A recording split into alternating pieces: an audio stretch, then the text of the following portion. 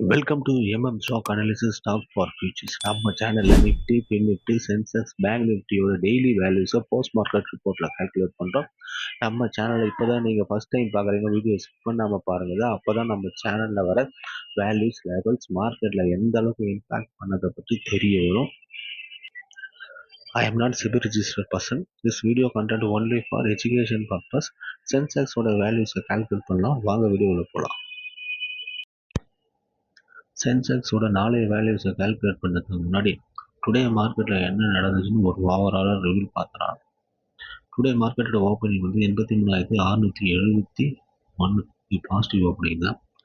நம்ம yesterday post market ரிப்போர்ட்டில் நம்ம என்ன பேசியிருந்தோம்னா 83,538 பாசிட்டிவ் ஓப்பனிங், 83,458 நெகட்டிவ் ஓப்பனிங்னு பேசியிருந்தோம். டுடே ஓப்பன் வந்து 83,671 பாசிட்டிவ் ஓப்பனிங்.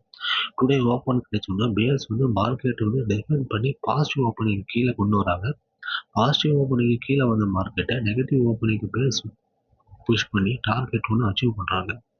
டார்கெட் ஒன்று கீழே போன மார்க்கெட்டை புல்ஸ் வந்து டிஃபெண்ட் பண்ணி நெகட்டிவ் ஓப்பனிங் புஷ் பண்ணுறாங்க. நெகட்டிவ் ஓப்பனிங் வந்து positive opening, positive opening target 1, target 2 achieve ஆகி டுடேயோட க்ளோஸ் வந்து 83,899.